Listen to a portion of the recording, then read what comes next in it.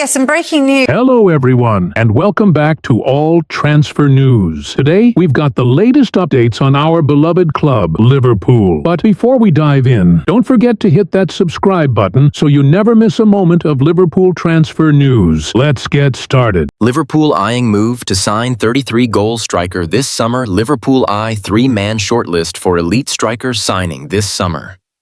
As the summer transfer window looms, Liverpool are already maneuvering strategically to secure a marquee striker, one capable of leading the line in a post-Darwin Núñez era.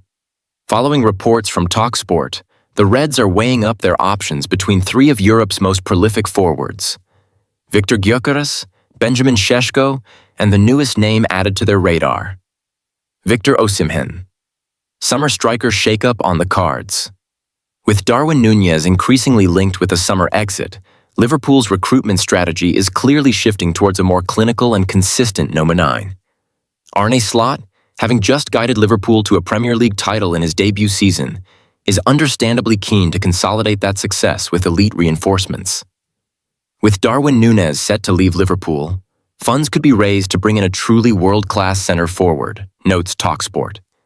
In this context, the hunt for a ready-made goal machine becomes paramount, especially with Mohamed Salah not getting any younger, despite continuing to deliver at a world-class level. Slot's current forward rotation, featuring Salah, Luis Diaz, and Cody Gakpo, has offered tactical flexibility but lacks a definitive central presence. This is where the current shortlist comes in. The standout headline from TalkSport's piece is Liverpool's interest in Victor Osimhen, currently on loan at Galatasaray from Napoli. The Nigerian international has enjoyed a blistering campaign in Turkey, notching 33 goals and 8 assists in 37 games, form that has turned heads at Anfield.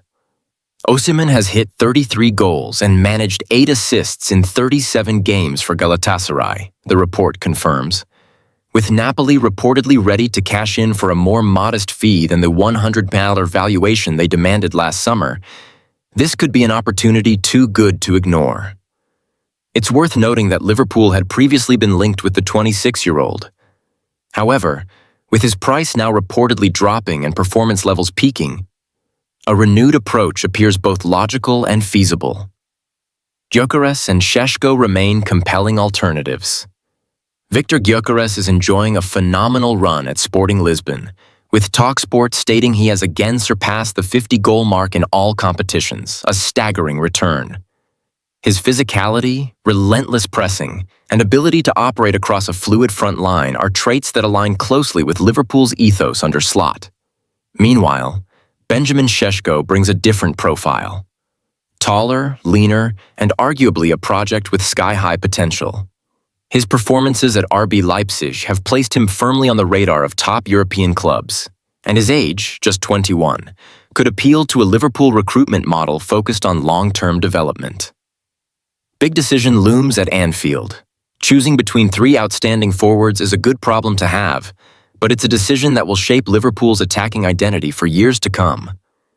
With Slot now firmly settled and trusted by both fans and the FSG board, the summer rebuild is likely to reflect his long-term vision. Liverpool's evolving shortlist for a new striker suggests a clear ambition: to remain at the top of English football by addressing their most pressing need with precision. Whether they opt for the proven power of Osimhen, the brute productivity of Gyökeres, or the rising star that is Šeško, one thing is clear: Arne Slot will have a true spearhead to lead his high-octane attack next season. From a Liverpool fan's perspective, this striker search is both exciting and nerve-wracking. Darwin Núñez, for all his chaotic energy and moments of brilliance, hasn't quite been the consistent, lethal striker the club had hoped for. If he departs, bringing in someone like Victor Osimhen, who's proven he can deliver in multiple leagues, feels like the kind of statement signing that keeps Liverpool competitive at the top. Osimhen's record in Turkey is outstanding. And although the Super League isn't the Premier League, his movement, strength, and composure in front of goal suggest he could adapt seamlessly. His availability at a lower fee than last summer's valuation makes it feel like now or never. Victor Gyökeres is also an intriguing prospect.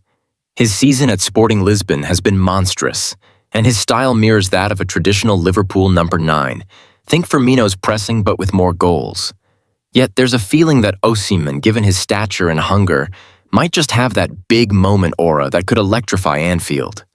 As for Šeško, he'd be an exciting one for the future, but with Liverpool needing someone who can deliver from day one, he might be seen as the riskier option, unless Slot wants to ease him in behind Salah and Gakpo. Whatever the choice, the optimism is real. Slot has already won the league in his first season. If this is how he builds on that success, what has already been said about Kevin De Bruyne to Liverpool transfer? Is this a joke? Liverpool has been linked with a sensational free transfer raid for Kevin De Bruyne. Here's what various outlets have had to say about the potential move. Kevin De Bruyne couldn't come to Liverpool, could he? It would be among the Premier League's most remarkable transfers of all time. But some outlets suggest that it is a genuine possibility, although reports are mixed. Perhaps the most comparable move would be Frank Lampard's switch from Chelsea to Manchester City, but even that was at a time before the Etihad outfit had been fully established as the powerhouse it is now. For De Bruyne to come to Anfield after years of Jurgen Klopp and Pep Guardiola going toe-to-toe at the pinnacle of the sport would be breaking new ground entirely.